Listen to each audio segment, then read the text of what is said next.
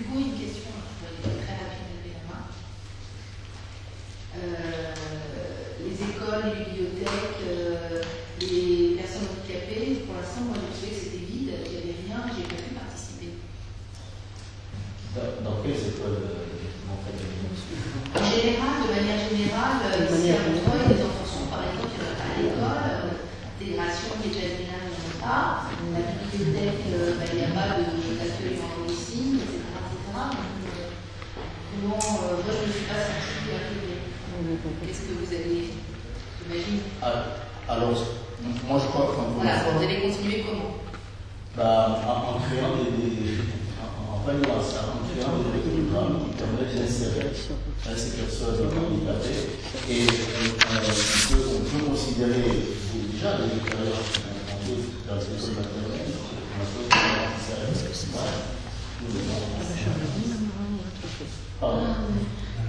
voilà,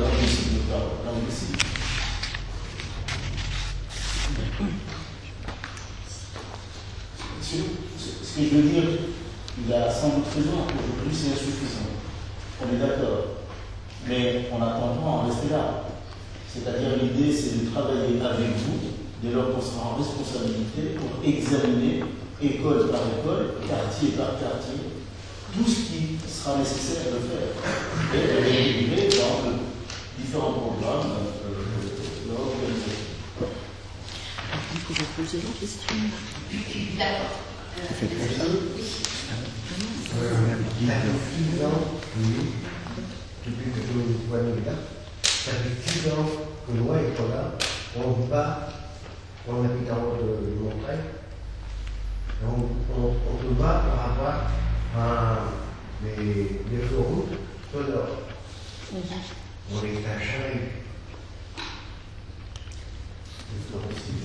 Les feux rouges sonores. Ah oui. Le feu rouge sonore. C'est vrai. Ça c'est vrai. Ils sont construits dans le Montreuil, mais le Montreuil, rien. Il n'y a pas de feu rouge, mais il y a des feux verts. Il n'y a rien de rien chez nous là-haut. Et on m'a répondu qu'il y a un feu rouge, Surprise. c'est un côté trop cher pour l'adapter. Voilà. Merci pour la personne qui est non-voyante, c'est moi qui est concerné. Alors là c'est pareil, hein, on ne va pas raconter l'histoire.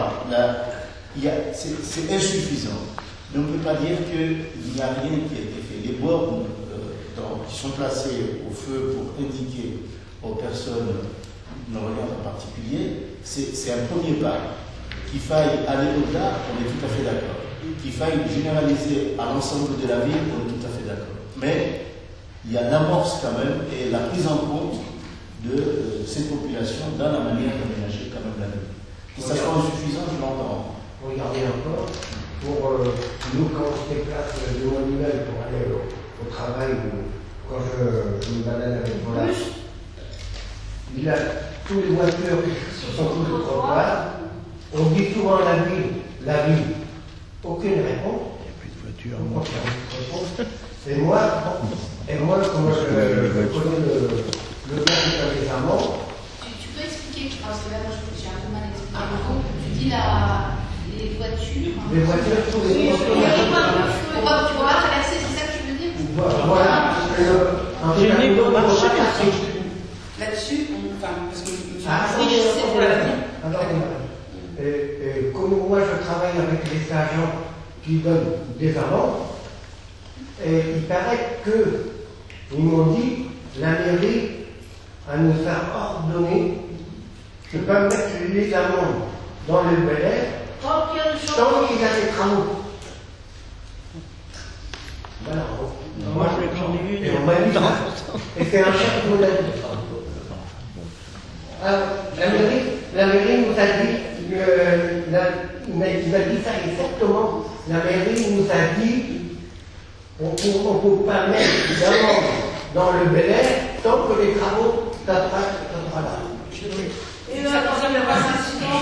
Oui, Vous voulez que je vous donne une réponse? oui, vas-y. Après, il y a Bruno. Monsieur Dufriche, il se présente pour l'avenir, donc c'est peut-être pas à lui d'expliquer ce qui s'est Oui, non, passé et répondre à vos questions. Comme vous êtes là, Voilà, donc je vais me permets.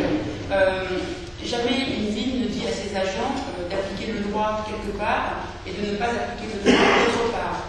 Les travaux dans le quartier du Bel Air, en effet, ont posé des problèmes pour les habitants. C'est pourquoi l'avenue Jean Moulin a été mise à disposition pour se garer. Mais il est hors de question de laisser les voitures se garer n'importe où. Malheureusement, on est en situation où on n'a pas suffisamment d'agents pour sanctionner toutes les voitures qui ne jouent pas le jeu. Et vous avez raison, dans le Montreuil, il y a des problèmes, mais malheureusement, il y en a aussi dans le bas. C'est-à-dire que c'est pourquoi on équipe petit à petit avec des boxlets toutes les rues, parce que interdit de stationner, ça ne suffit pas. Donc on a mis des boxlets pour empêcher les voitures de monter sur le trottoir.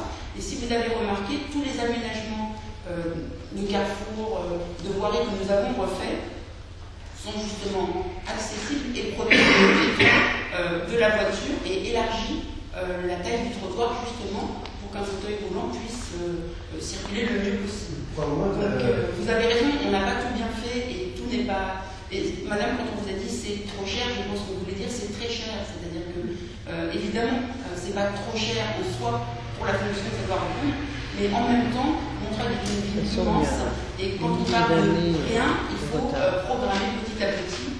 Donc je pense que la solution, c'est plutôt de réfléchir avec vous dans la commission communale quels sont les trajets qu'il faut faire en priorité. Voilà, j'ai fait. La dernière fois, 2 minutes. La dernière fois, elle a manqué de prendre le but. Non, je croyais que elle a failli partir. On rend compte que c'était là qu'on a accompagné. De colère. On a vu la film de colère, on a téléphoné au conseil juridique de la BH, Valentin Henry. Et oui, Valentin Henry, c'est une maison qui s'occupe des nombreux. Personne. Et le conseil juridique m'a dit si il arrive quelque chose à mon ça, le responsable, c'est la vie. C'est la vie. Il faut te retourner contre la vie. Moi, Oui, je voudrais rapidement mettre au moins. Mes questions sont un peu liées, mais il y en a au moins trois réponses dedans. D'abord, dans votre projet, y a-t-il le projet, eh bien, de rendre une accessibilité effective aux centres de santé municipaux pour toute forme de handicap, quelle qu'elle soit, mais non pas simplement en termes de plan incliné, mais en termes aussi mais bien sûr, de lève-personne, par exemple, pour des soins qui nécessitent, pour des personnes en fauteuil ou en mobilité très très réduite, des consultations sur lit de consultation. C'est un petit exemple.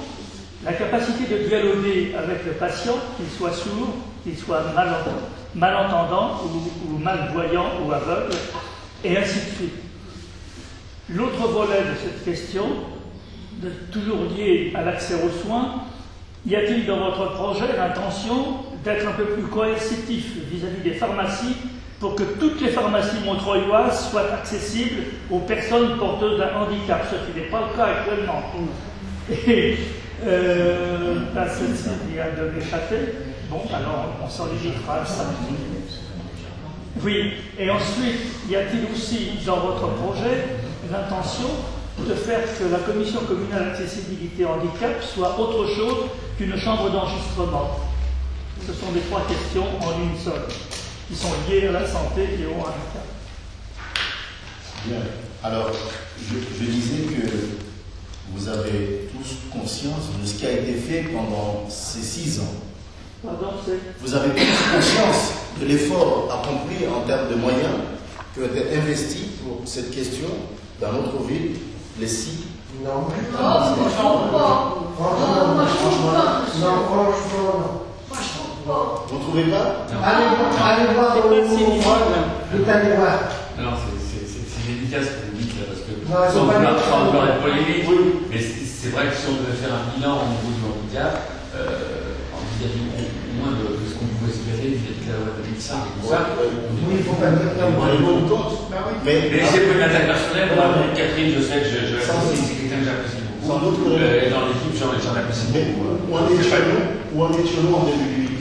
Avez-vous une idée de la situation en 2008 dans cette ville? Oui, le point de repère, c'est celui-ci, mesdames et messieurs. Qu'est-ce qui a été fait avant 2008 dans cette ville? Essayez de vous en souvenir. Ah bon? En 2008? Avant et par exemple, les arrêts de bus accessibles, etc. 80% de la ville était déjà fait. Il y a d'autres exemples comme ça. Moi, j'ai jamais demandé à M. Bras pourquoi il s'investit autant dans le handicap. Mais il a été exemplaire dans ce truc-là, sans vouloir des trucs. Donc, là encore, il a fait des conneries dans d'autres domaines, il n'y avait pas de problème. Mais au niveau handicap, bon, est-ce qu'il a eu. Est-ce qu'il y a eu l'ascenseur, c'est lui également à la mairie, tout ça. oui. Bon, il faudra revenir au débat puisque je pense qu'on n'est pas là pour faire le bilan du passé. Donc on va parler de l'avenir. Voilà. Les deux candidats précédents, on ne va pas parler de ça. Non. Donc on n'en parle plus. Ils étaient pour arrière. Non mais peu importe. On n'est pas là pour ça. On n'est pas là pour ça. On est là pour parler de l'avenir. Bon, il est certain que des choses ont été faites. Pas suffisamment, je pense que tout le monde est d'accord là-dessus.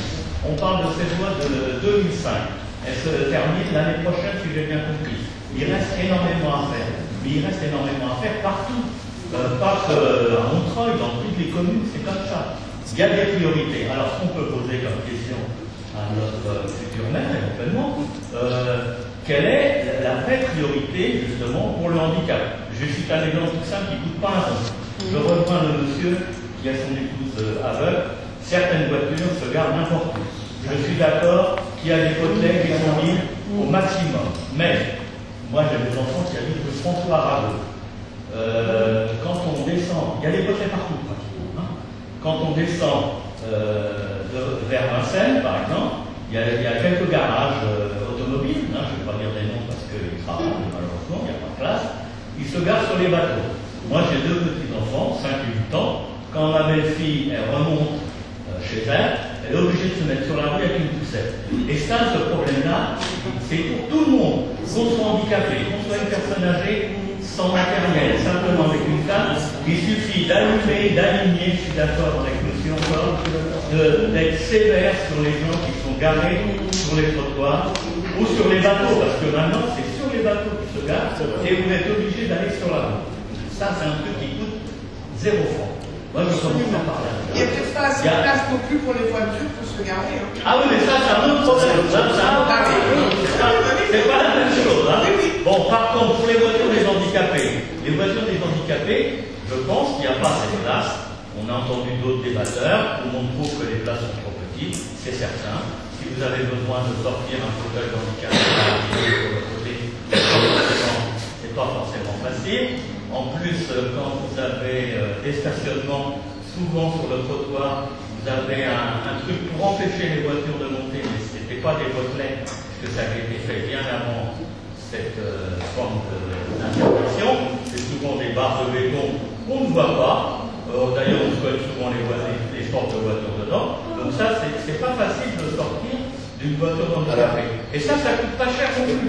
Merci. C'est des questions simples. Merci pour votre... Et le bon sens, le bon sens. Ça coûte pas cher. L'appel au bon sens, comme monsieur vient de l'indiquer, voilà, au moins quelque chose qui va nous animer. Mais, plus concrètement, qu'allons-nous faire? Vous savez que dans le projet que nous proposons pour la ville, on prévoit la mise en place d'une police municipale. Cette police municipale à laquelle nous croyons mettre en place va avoir justement, nous allons lui confier en particulier ce rôle de faire respecter la loi et de faire respecter la circulation. Pardon? On a déjà une police municipale. Non, mais aujourd'hui, elle n'est pas suffisamment en ordre.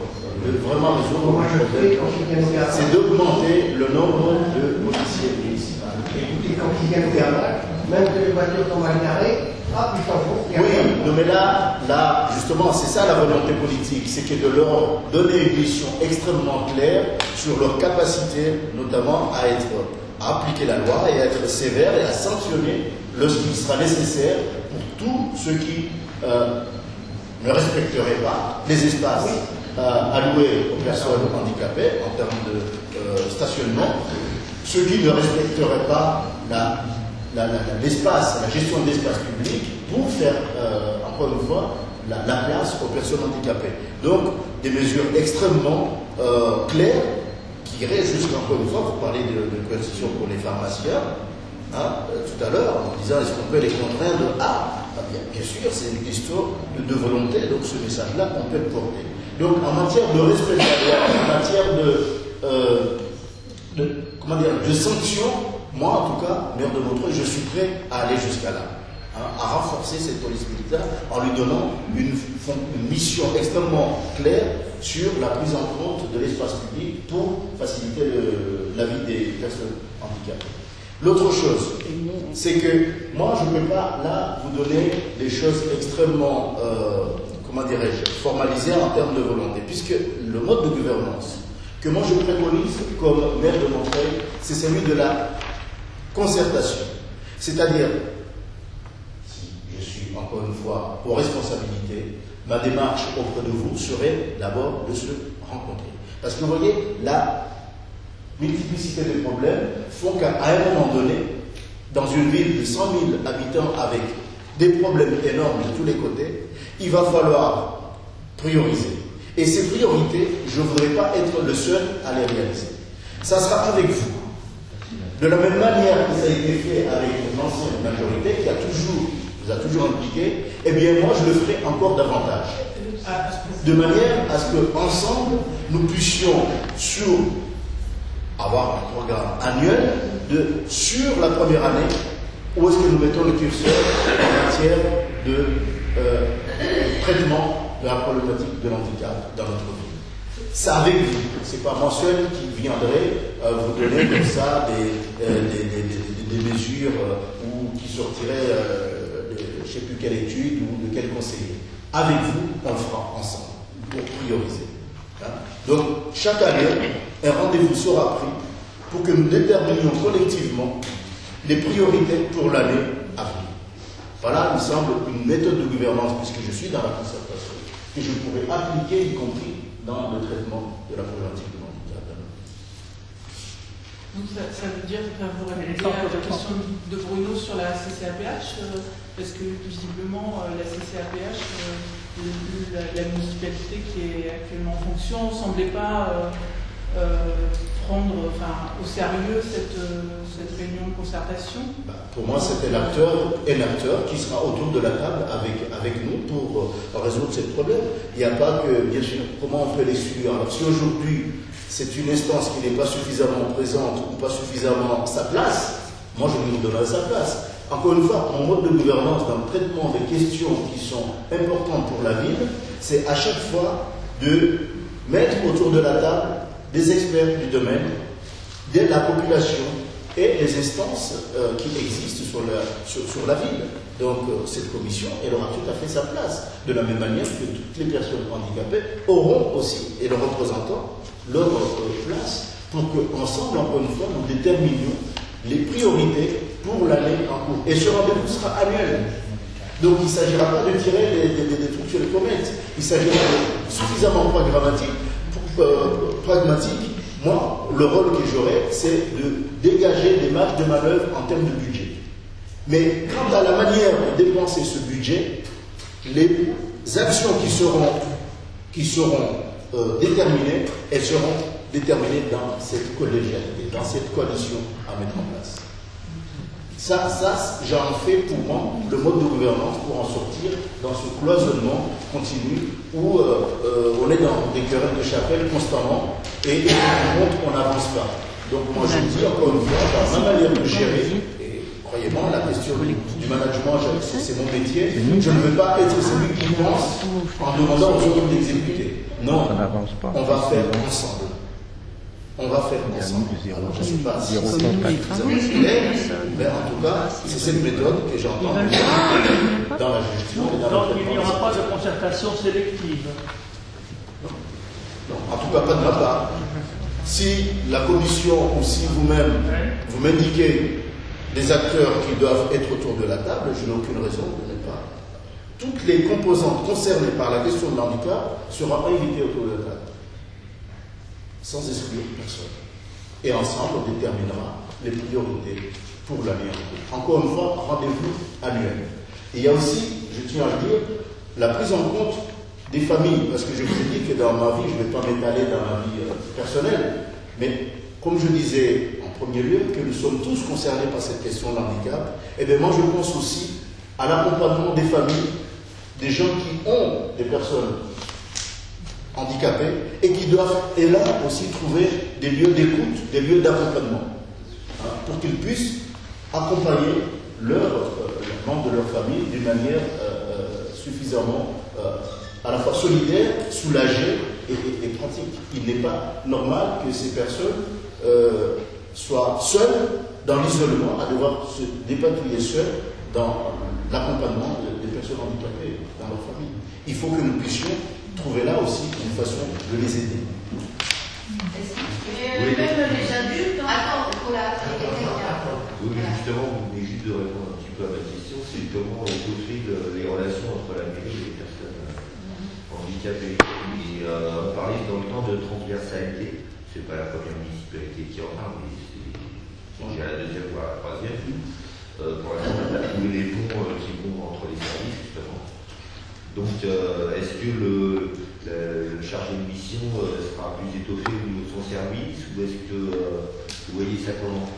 Encore une fois, à l'heure qu'il est, je ne vais pas encore tirer des traits sur la comète. Le chargé de mission sera autour de la table. Ah, encore une fois, hein, la méthode sera celle-ci. Il sera autour de la table. Donc je ne peux pas dire aujourd'hui qu'il faille forcément augmenter les moyens de ce chargé de mission. Ce n'est pas le sujet. Le sujet, c'est, encore une fois, de libérer les marges de manœuvre et que dans la gestion de cette manœuvre, je parle d'enveloppe budgétaire qu'il va falloir se battre pour obtenir, une fois que nous avons cette enveloppe, quelles actions mener? Donc le chargé de mission sera autour de la table, la commission dont M. parlait sera autour de la table, les personnes handicapées seront autour de la table, et ensemble on détermine 3 axes prioritaires sur l'année en cours. Voilà la méthode que je vous propose. Michel. La personne dont vous parlez, elle est déjà autour de la table. Elle fait partie de la commission. Par contre, moi, quand vous dites il faut que les familles en difficulté, elles trouvent une écoute, un lieu d'information, etc. Moi, c'est notre problématique depuis quelques années. Comment vous allez faire? Parce qu'il faut aller au-delà, parce que pour le moment, Madame Guichet-Attuil, qui est une personne très dévouée, mais elle n'a pas la possibilité d'être à l'écoute, d'informer, de soutenir, de guider les familles. Ça veut dire que dans la formation de notre personnel de mairie, chaque service sera sensibilisé sur la question de l'handicap, de manière à pouvoir dialoguer avec toute personne touchée par la question de l'handicap.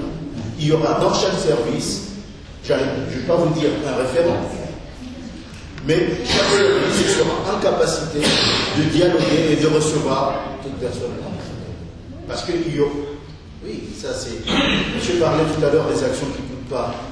Et ça, on peut tout à fait par des réunions programmées, étalées sur l'année, informer, donner les moyens à ces agents municipaux dans les différents services pour qu'ils soient capables.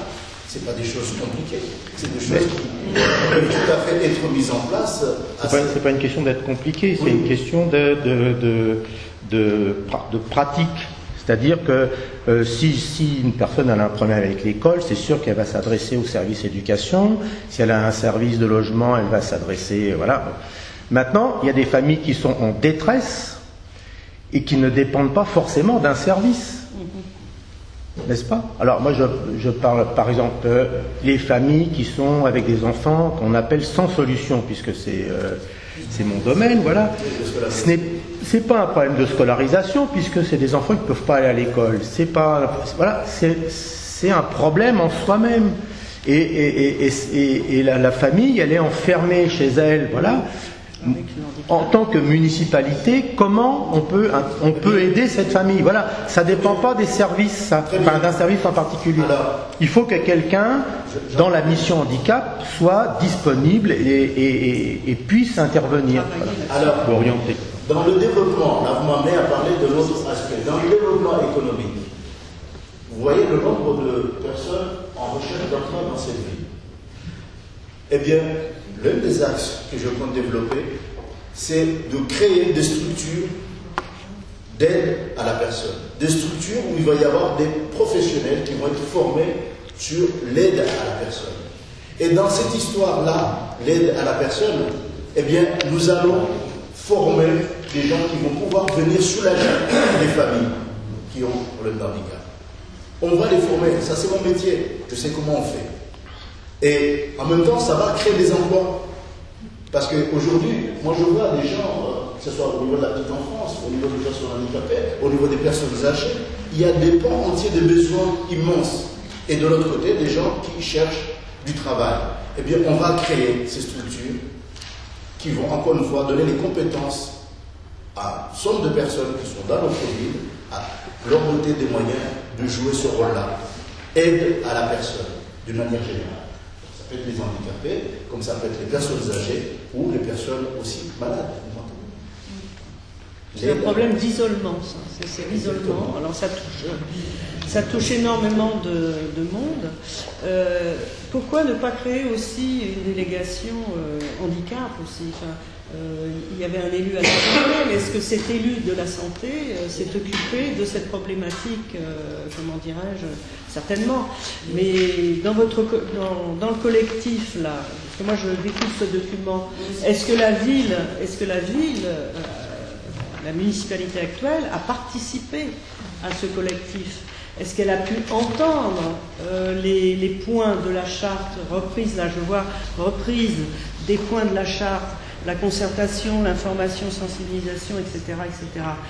Je pense que ça serait quelque chose de très fort pour la ville de Montreuil, justement d'officialiser une délégation chargée de l'handicap.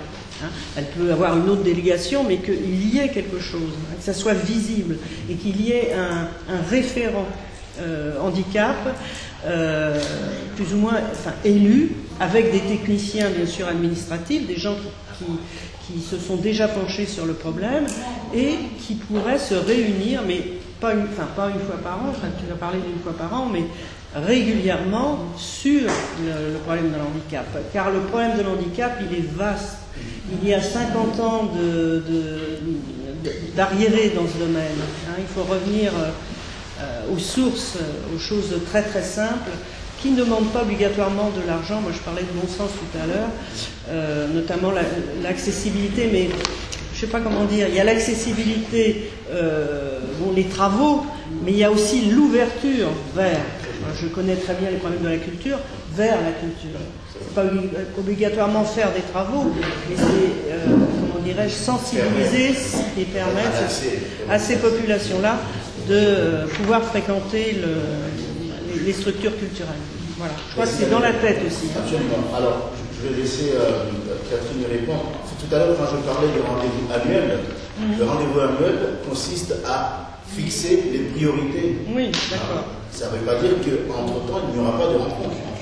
Mais pour fixer le cap de cette enveloppe budgétaire que nous allons négocier par an, nous nous rencontrons pour fixer la manière de, comment dirais-je, quelles sont les actions à mener sur l'année, en termes de priorité. Et ça, on ne le fait pas seul. Mais je laisse Catherine y répondre. Alain Calès était l'élu en charge de la non-discrimination et du handicap. Donc, il existait. Oui, mais on parle de l'avenir. Moi, ça y est, je me projette. Donc, il y avait bien un élu référent là-dessus, complémentaire à l'élu à la santé, qui lui aussi a mené, en collaboration avec Alain Calès, des dossiers qui concernaient le handicap. Je veux penser à l'arrivée de Villébrard, enfin, à la Boissière, qui permettra aux familles qui ont des parents qui ont un handicap mental de ne plus aller aussi loin et d'avoir à proximité les gens qu'ils aiment et qui ont besoin d'une hospitalisation. Donc là-dessus, il y a une vraie avancée aussi des deux élus, santé et handicap. Donc ça a existé. L'idée de travailler la question du handicap dans tous les domaines de la vie, la culture, l'éducation, la santé, le logement, etc., c'est ça qui a conduit en fait à un petit changement par rapport à avant 2008, où finalement la charge de mission était moins dans l'accueil individualisé de familles qui souffrent souffrent, qui peuvent être isolés, etc., que dans la mise en marche de tous les services municipaux, que dans tous les services municipaux soient pris en compte cette question du handicap. Moi, je vois sur l'enfance et l'éducation. Alors, sur l'éducation, on n'a pas la main, les ABS sont nommés par la Maison du handicap et payés par l'Éducation nationale, mais on a essayé de faire l'interface. Sur l'enfance, il a été tenté vraiment d'accueillir de plus en plus d'enfants en situation de handicap, quel que soit le handicap, avec plus ou moins de difficultés, parce que c'est pas simple, une fois qu'on l'a dit, mais pour être en proximité avec les familles. Et voilà, ce n'était pas la chargée de mission handicap qui était en relation avec les familles, c'était bien quelqu'un de l'enfance qui était en charge de ce travail. Et idem dans tous les domaines. Donc, moi j'entends le reproche qui a été fait que certaines familles sont tellement isolées que ça manque quand même ce face-à-face. Et comme disait M. Dufriche, l'idée c'est vraiment d'aller vers une meilleure prise en compte de la situation des familles isolées dans le champ de l'action de l'aide à domicile, du CCS, etc. Donc, la chargée de mission handicap, je crois que l'idée qu'elle mobilise tous les services, ça reste un axe fort et ça a vraiment permis des évolutions énormes. Dans les écoles, moi j'avais calé sur le dos, dès qu'il y avait une situation de handicap connue, il fallait qu'on fasse immédiatement la rampe ou les signalisations au sol pour les déficits visuels, etc. Mais il était vraiment sur le dos à tous les élus. Ça a été notre chef d'orchestre qui ne manquait pas de nous engueuler si on ne réagissait pas à cette question. Et Mme Michel, elle fait la même chose avec les services. Je ne sais pas si ça vous satisfait, mais c'est comme ça qu'on fait les choses. D'accord. Catherine Hérigo qui voulait poser une question. Donc voilà, la question est très simple. La nuit, il n'y a pas assez de lumière pour les personnes qui ont des problèmes de vue. Par exemple, il y a des sourds qui sont chers, qui ont des problèmes de vue, et donc les rues ne sont pas assez éclairées et ça devient dangereux. Les personnes malvoyantes, c'est aussi certainement des problèmes de déplacement. Voilà, c'est une question très simple. Est-ce que vous pensez? Il faut rappeler les personnes chères, c'est des personnes qui sont à la fois malentendantes et qui ont des problèmes. Alors, vous avez peut-être aussi là observé dans les nouveaux aménagements, les lampadaires sont de plus en plus baissés, de manière à donner meilleur éclairage. Je crois que des ampoules, à l'aide, je crois, des ampoules qui sont spéciales. Oui, qui donnent un éclairage et qui consomment. Voilà. C'est pas mal. La technologie LED permet à la fois d'économiser et de voir. Alors, malheureusement, c'est vrai que partout dans la ville, il y a encore des lampadaires qui sont extrêmement hauts et qui ne sont pas équipés des nouvelles technologies. Cette volonté qui fait que dans les nouveaux aménagements, on ait ce souci-là, c'est bien la marque d'une prise en compte de ce problème. Il manque. Voilà. Il dit aussi que dans les magasins, les gens ne respectent pas le handicap, il manque aussi la sensibilisation. Ça, c'est les mentalités qui doivent faire. Ça, c'est le travail qui nous est peut-être. Rien à voir. Les mentalités, c'est à chacun d'entre nous, dans la façon dont on parle à nos enfants, dans la façon dont on se comporte personnellement. Donc là aussi, voilà,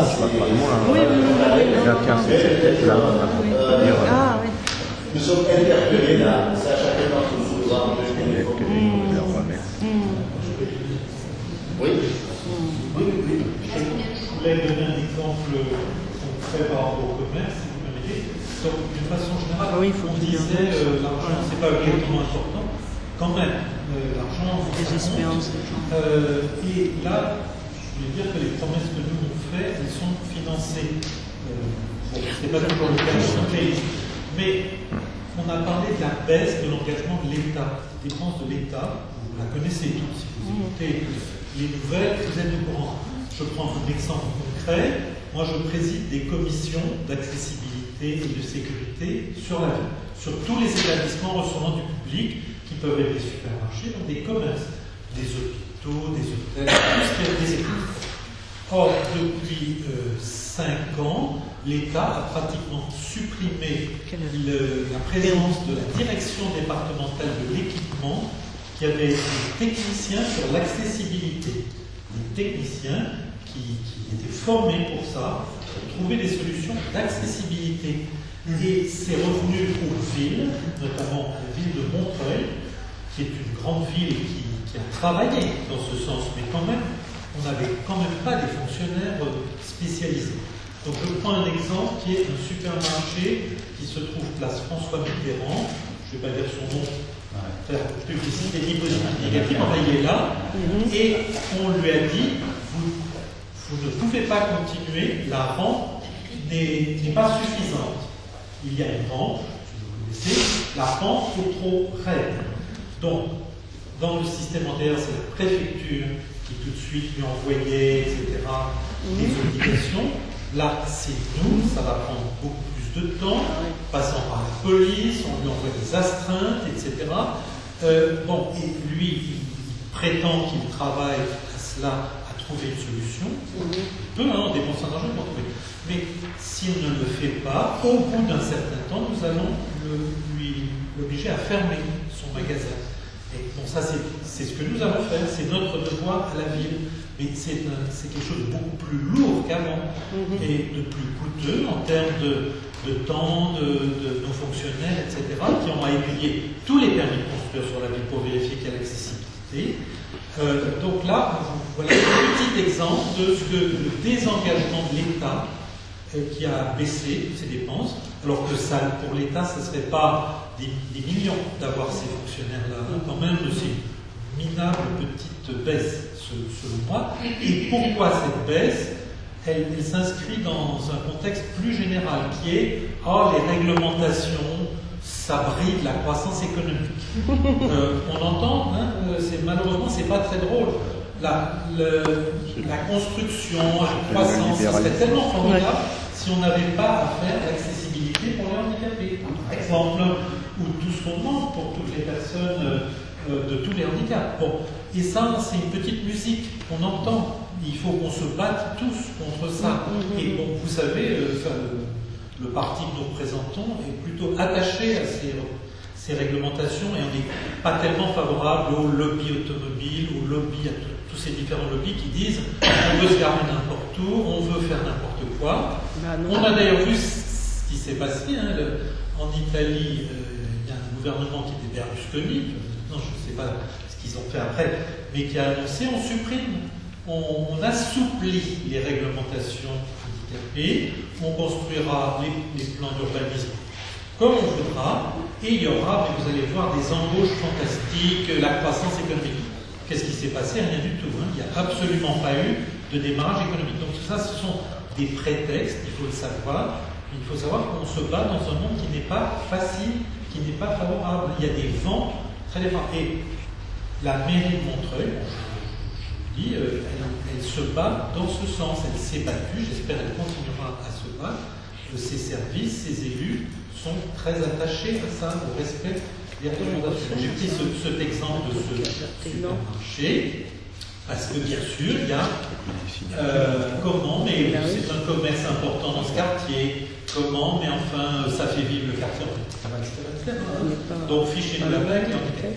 Donc, non, nous n'avons pas écouté ça et nous ne l'écouterons pas. Bon, excusez-moi d'avoir pris la parole. Il y a quelque chose à ce sujet.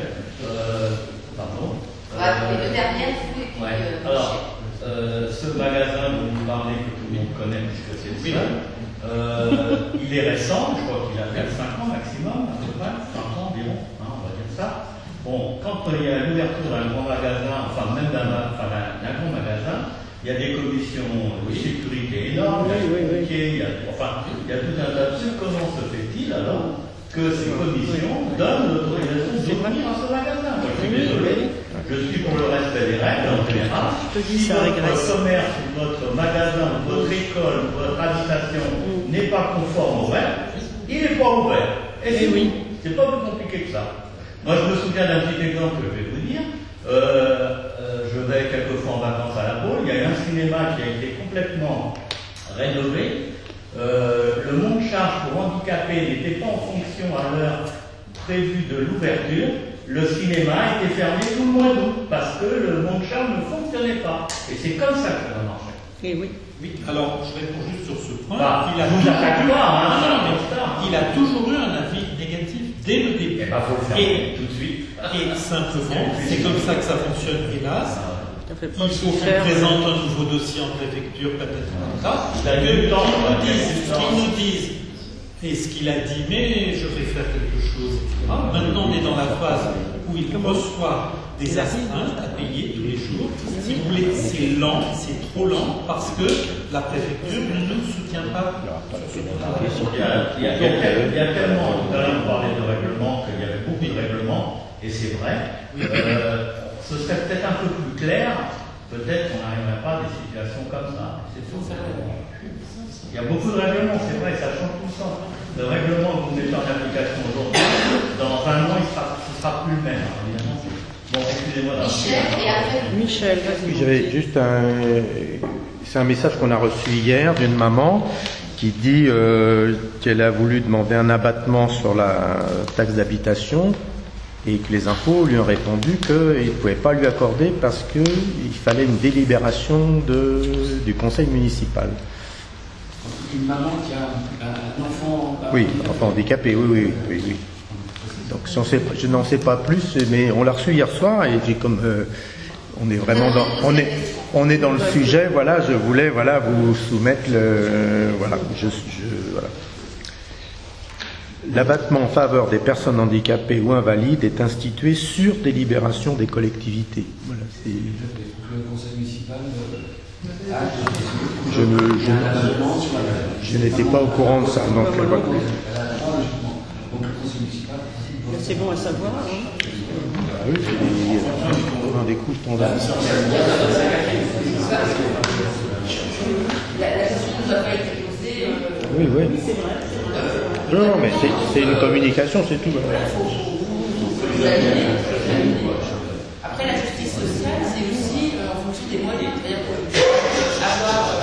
il peut être imposé sur la fortune et avoir un enfant en situation de handicap, il y a aucune raison d'appliquer un abattement dans ce cas-là. Mais la personne n'est pas fortement dans ce cas-là. Mais ça, oui, non. Mais voilà. Je ne me rappelle pas qu'on ait jamais discuté à la commission communale pour... non, c'est la première fois qu'on parle d'impôts, donc c'est pour ça. Moi, je savais qu'il faut que ce soit acté par le conseil municipal pour que les impôts puissent... Je pense qu'Alain Calès a vraiment tout ce qui a été proposé à la commission communale handicap, il a essayé de le travailler. Quand ça n'était pas, il n'a pas forcément été au devant de certaines questions, même légitimes. Pour revenir sur votre réflexion par rapport au fait que vous disiez si les gens ont les moyens... en général, les gens, quand ils ont les moyens, ils ne s'embêtent pas avec les procédures parce que c'est tellement compliqué que, franchement, ils laissent tomber, ils payent. En général, quand les gens s'en plaignent... Ça, c'est une question politique, mais on se rend compte que plus les personnes sont riches et plus elles consomment du service public, plus elles en profitent. Oui, elles consomment du service public c'est pas le cas. Et elles savent bien changer les gens. Moi, je ne peux pas traduire. Elles consomment du service public qui est facilement accessible. Par exemple, la santé, c'est quand même facilement accessible par rapport à la santé d'une manière générale.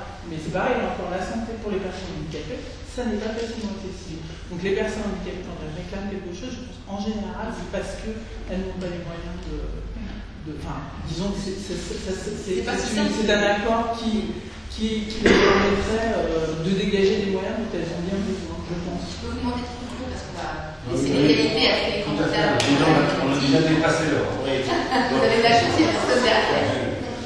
Vous l'aurez bien compris, je me suis encore une fois, tout en ne niant pas que tout n'est pas parfait, on n'a pas, la majorité n'a pas résolu, on est bien d'accord, l'ensemble des problèmes liés, en particulier à cette question de handicap, mais reconnaissons les efforts qui ont été accomplis pendant cette mandature. Reconnaissons qu'ils ont compris l'importance de décloisonner, de faire en sorte que, encore une fois, les personnes handicapées puissent vivre comme tout le monde, depuis la petite enfance jusqu'aux personnes âgées. De mon conclusion serait de vous dire que moi j'entends encore une fois poursuivre ces efforts-là dans le mode de gouvernance que j'ai décrit tout à l'heure, c'est-à-dire être dans la collégialité, dans la co-construction avec vous. En termes d'action concrète, il y a la charte qui a été établie, charte Montreuil handicap. Cette charte, moi, personnellement, je l'approuve. Excepté peut-être le point qui tendrait à établir un état des lieux qui pourrait si on ne cadre pas assez, donner l'impression qu'on fiche ou qu'on fiche un fichier pourrait donner des stigmates aux familles. Là, peut-être que sur ce point-là, le fichier qui pourrait peut-être là constituer une espèce d'étalement de la vie des personnes, des familles. Là, il va falloir qu'on soit un peu plus. Une forme de discrimination. Oui, je pense qu'il pourrait. En tout cas, il y a un glissement qui est possible à travers ce point-là, et je verrai à ce qu'on clarifie. Mais sinon, sous l'ensemble de la charte montrée en handicap, personnellement, on en prend. Merci. Merci d'être venu.